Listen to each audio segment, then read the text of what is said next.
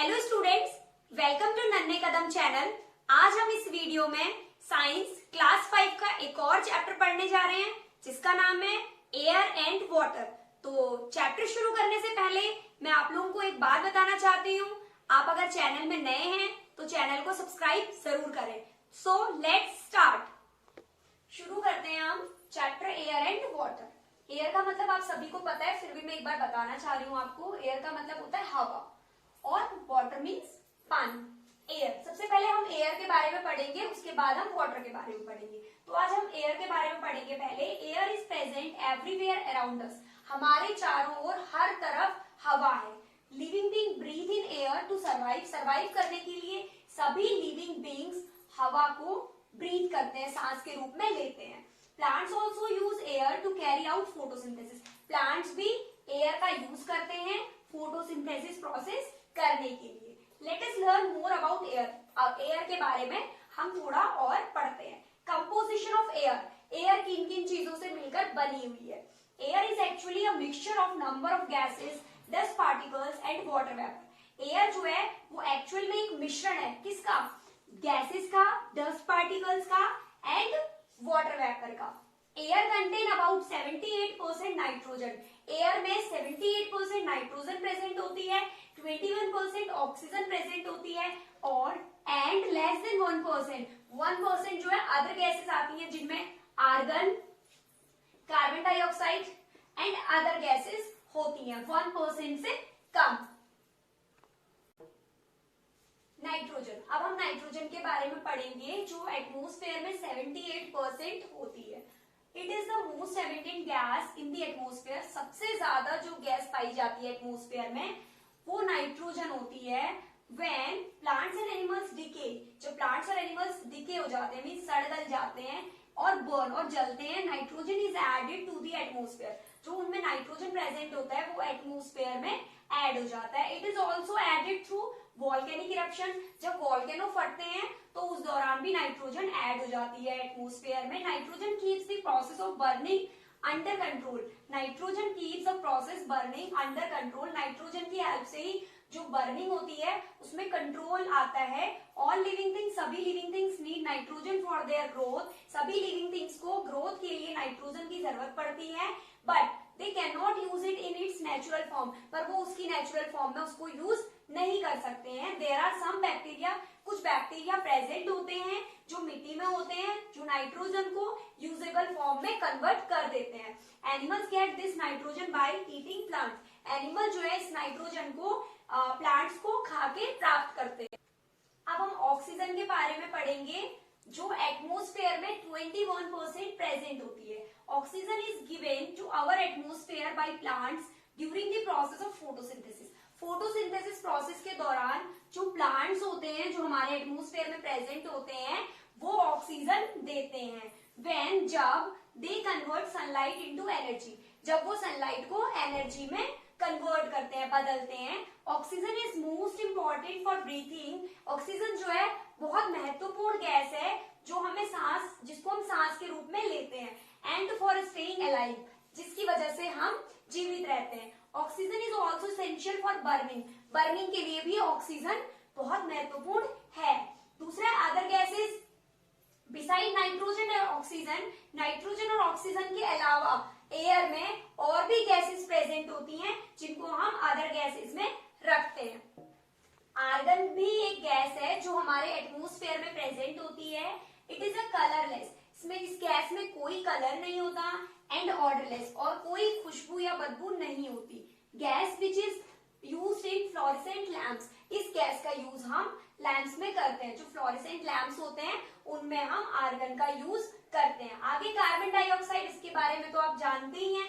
It is required by green plants. Green plants को इनकी जरूरत होती है for the process of photosynthesis. Photosynthesis process के लिए it is released out when we breathe. जब हम, ये कब निकलती है? जब हम ब्रीथ आउट करते हैं, ठीक है। And during burning of fuels, और जब हम ईंधन को जलाते हैं, साइड बनती है। आगे पढ़ेंगे हम वाटर वेपर। वाटर वेपर भी एटमॉस्फेयर में प्रेजेंट होती है। The amount of water vapour present in the air vary from one place to another. जो वाटर वेपर एटमॉस्फेयर में प्रेजेंट होती है वो हर जगह अलग अलग होती है, हर जगह वेरी करती है, वो सेम नहीं होती हर जगह। The amount of water vapour present in the air, air में जो वाटर वेपर प्रेजेंट होती है एक गिवन टाइम में, उसको हम क्या बोलते हैं, ह्यूमिडिटी बोलते हैं। अब हम पढ़ेंगे प्रॉपर्टीज ऑफ एयर, एयर की प्रॉपर्टीज के बारे में। The properties of air are, air में क्या क्या प्रॉपर्टीज होती हैं। एयर हैज वेट, एयर में वजन होता है। एयर ऑक्यूपाइज स्पेस, एयर जगह घेरती है। एयर एक्सर्ट प्रेशर, एयर जो है प्रेशर एक्सर्ट करती है अपवर्ड, ऊपर की तरफ को, एंड डाउनवर्ड डायरेक्शन, और नीचे की तरफ को। आगे हम पढ़ेंगे यूजेस ऑफ एयर के बारे में। अब हवा के क्या यूज हैं। Air is needed for breathing, सांस लेने के लिए हमें हवा की जरूरत होती है। Air is needed for burning, burning के लिए, किसी चीज को जलाने के लिए भी हमें एयर की जरूरत होती है। Air is use to inflate balloons, footballs and tubes of vehicles, vehicles के ट्यूब्स को, बलून्स को और फुटबॉल्स को फुलाने के लिए भी हमें एयर की जरूरत पड़ती है। मूविंग एयर सपोर्ट्स ग्लाइडर्स, जो मूविंग एयर होती है वो ग्लाइडर्स को सपोर्ट करती है, काइट्स को और पैराशूट्स को, ताकि वो आसानी से उड़ सके। अब हम एटमॉस्फेयर के बारे में पढ़ेंगे। The thick layer of air, हवा की जो एक मोटी सी परत है, दैट सराउंड द अर्थ, जो पृथ्वी को चारों ओर से घेरे हुए है, उसको हम क्या बोलते हैं, एटमॉस्फेयर। स्टार्ट। अभी तक हमने एटमॉस्फेयर के बारे में पढ़ा था, अब हम लेयर्स ऑफ एटमॉस्फेयर के बारे में पढ़ेंगे। तो the various layers of atmosphere, atmosphere की जो अलग अलग लेयर्स हैं वो कौन कौन सी हैं। पहली है ट्रोपोस्फेयर, दूसरी स्ट्रेटोस्फेयर, तीसरी मीजोस्फेयर, चौथी थर्मोस्फेयर, पांचवी हमारी एक्सोस्फेयर। सबसे पहले हम ट्रोपोस्फेयर के बारे में पढ़ेंगे। It is the first layer, ये पहली लेयर है above the earth surface, earth surface के ऊपर। इन दिस लेयर, इस लेयर में विंड ब्लो, हवा चलती है, क्लाउड्स बिल्डअप, क्लाउड्स बनते हैं, एंड वेदर चेंजेस, और जो भी मौसम में चेंजेस होते हैं वो सब ट्रोपोस्फेयर में ही होता है। अब हम एटमॉस्फेयर की दूसरी लेयर के बारे में पढ़ेंगे, जिसका नाम है स्ट्रेटोस्फेयर, जो 15 किलोमीटर अबव तक है। ट्रोपोस्फेयर के ऊपर 15 किलोमीटर तक स्ट्रेटोस्फेयर है। It is the second layer, ये दूसरी लेयर है। Jet aircraft, jet aircraft, aeroplane जो भी हैं, ये सब इसी लेयर में फ्लाई करती हैं। ओजोन गैस भी इसी लेयर में प्रेजेंट होती है, जो हमें हेल्प करती है, अल्ट्रावायलेट रेज से बचाती है, ठीक है, जो सूरज की किरणों से आज निकलती हैं। अगली लेयर है हमारी मीजोस्फेयर, जो स्ट्रेटोस्फेयर के जस्ट ऊपर है और 50 किलोमीटर ऊपर तक फैली हुई है। It is the third layer, ये तीसरी लेयर है। मीटियोर्स और द स्मॉल रॉक्स, छोटे छोटे पत्थर मूव इन स्पेस, स्पेस में मूव करते हैं, and burn out in this layer, इसी लेयर में वो मूव करते हैं और जलते हैं। फोर्थ लेयर है हमारी thermosphere. It is the fourth layer of the atmosphere, atmosphere की चौथी लेयर है, जो मीजोस्फेयर के जस्ट ऊपर है और 80 किलोमीटर तक फैली हुई है। अगली फिफ्थ लेयर है हमारी exosphere. It is the fifth layer of the atmosphere, ये एटमॉस्फेयर की पांचवी लेयर है। स्पेस शटल जो होते हैं हमारे, वो सारे इसी लेयर में मूव करते हैं। आगे हम पढ़ेंगे यूजेस ऑफ एटमॉस्फेयर, एटमॉस्फेयर के क्या यूजेस हैं। It helps in maintaining the right temperature on the earth, पृथ्वी पर तापमान को मेंटेन करके ये रखते हैं। For living beings to survive, जिससे कि सभी जीवित प्राणी सर्वाइव कर सके।